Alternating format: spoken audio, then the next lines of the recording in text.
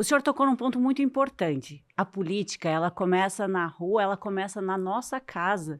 E a importância das pessoas acompanharem o trabalho, seja do seu vereador, do seu prefeito, deputado, do governador, de todos os políticos que os representam, mas também participar desse cenário político. Inclusive, o Direto ao Ponto é uma dessas formas que nós temos de levar à comunidade um pouquinho do pensamento, do trabalho, do que fazem os deputados, os vereadores, quem participa da comunidade, porque, afinal de contas, participar da política não é só ser candidato.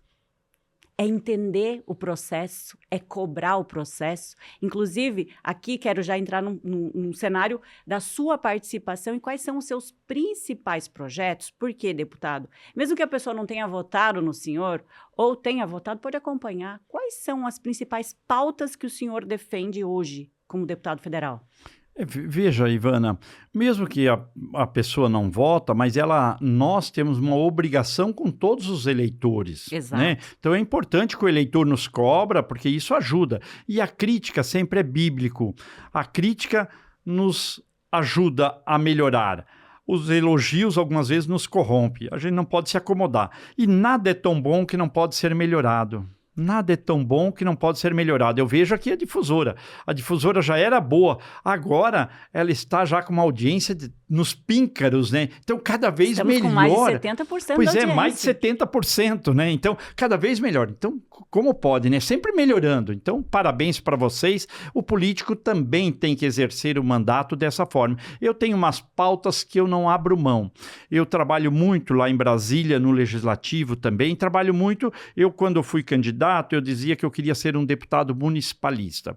Municipalista no sentido de estar presente nos municípios e também municipalista em poder atender os municípios. Eu trabalho muito na pauta da prevenção das cheias, das enchentes. Trabalho muito isso com a Defesa Civil, com recursos para enchente e com políticas públicas, leis lá para combater e diminuir porque os eventos climáticos cada vez são mais intensos, cada vez são mais frequentes. Veja as secas aqui no oeste, a falta de chuva no oeste e a sobra de água lá no vale. Então nós temos esses eventos climáticos de toda a natureza e eu trabalho, essa é uma das minhas bandeiras. As rodovias federais é outra bandeira que eu trabalho muito, né, para melhoria das rodovias federais, seja da 282, 163, 153, 116, 470, 101, trabalho muito.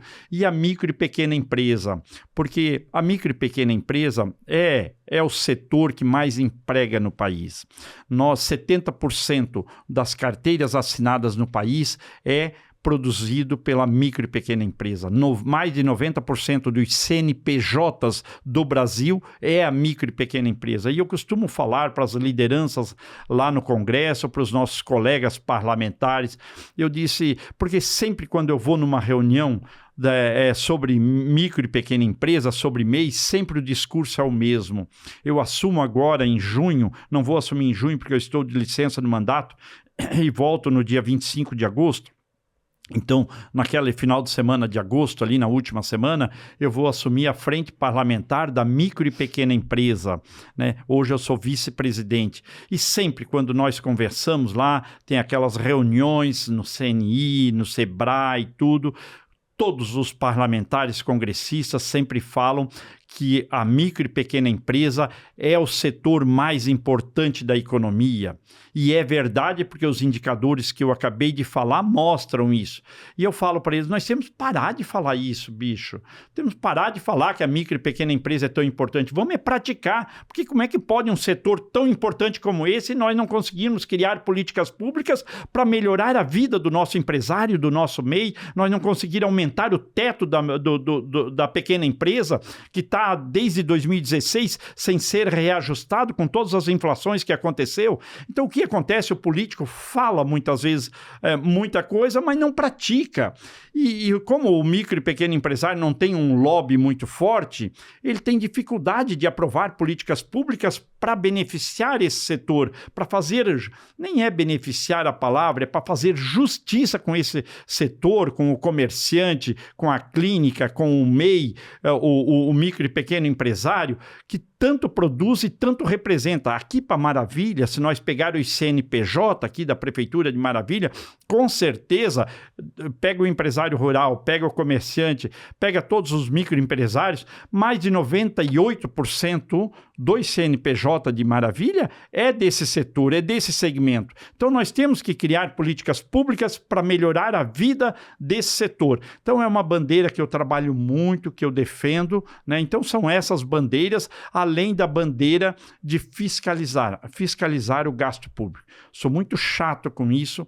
Eu não sou, na minha vida pessoal, algumas vezes até eu me dou ao direito de fazer alguns gastos, coisa e tal, mas é do dinheiro meu, do meu bolso, do meu trabalho, né? Mas com o dinheiro público eu sou muito zeloso, eu acho que ele tem que ser gasto, ele tem que ser investido em benefício do pagador de impostos, em benefício da população. Então sempre a população pode contar comigo nessas bandeiras, nessas pautas para mim defender e, claro, como um todo eu participo de várias comissões, lá em várias frentes parlamentares, como um todo. Quando teve a pauta do leite, a gente trabalhou muito na pauta do leite. Então, quando teve o contrabando do alho, né, que prejudicava os nossos produtores de alho, a gente estava lá brigando, defendendo, então, e melhorando a logística de Santa Catarina também, né, porque hoje é super importante para o nosso desenvolvimento, porque nós moramos num estado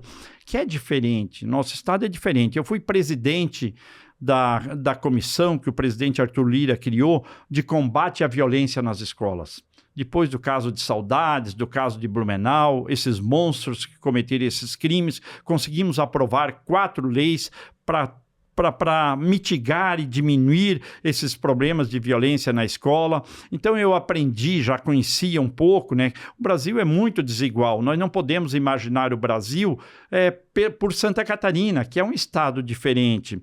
Então nós temos realidades diferentes. Então nós, como parlamentar, deputado federal, nós temos que pensar em políticas públicas que diminuam essa desigualdade, que tornem um país mais homogêneo, que todos tenham oportunidades iguais, né? Que daí cada um vai disputar, mas nós temos que criar oportunidades iguais para as pessoas.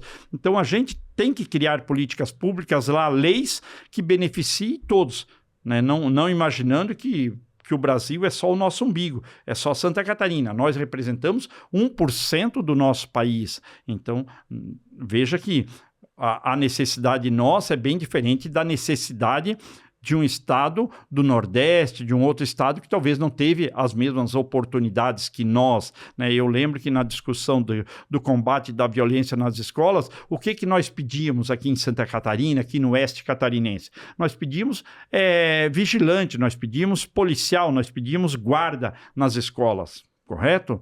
Mas no Nordeste, muitas escolas não tinha nem telhado. Não tinha nem carteira. Então a necessidade lá é outra. No Rio de Janeiro, pelo contrário, eles precisam e querem e pediam um protocolo para eles poderem se proteger quando tem o tiroteio das facções. Lá o que eles não querem é guarda. Então são necessidades diferentes. E nós temos que ter um olhar nacional quando nós criamos políticas públicas lá no país, porque vai atingir as pessoas do Brasil todo. Por isso que nós temos que lutar para que os congressistas tenham um olhar carinhoso para o micro e pequeno empresário, que muitas vezes tem uma discriminação, ele não é atendido por ele não ter um lobby. A FEBRABAN, quando quer, FEBRABAN, Federação dos Bancos, né, que os bancos só querem tomar dinheiro, eles não são amigos de ninguém, o amigo deles é o dinheiro, né, e nada contra, nada contra isso, é o trabalho deles. Mas veja, eles têm um lobby grande que a gente não consegue aprovar quase nada, a gente não consegue, digamos, deixar de aprovar quase nada que beneficie eles. E nós temos que equilibrar essa balança. Veja que nós não conseguimos tributar os super ricos. Quem paga imposto é o trabalhador. Agora nós vamos isentar o imposto de renda até R$5 mil, talvez até 7. Mas para compensar isso, nós temos que tributar os super ricos. E a gente não consegue tributar os super ricos. É um absurdo isso, porque os ricos, os super ricos, eles não pagam imposto. Quem paga imposto é quem já tem o desconto na folha.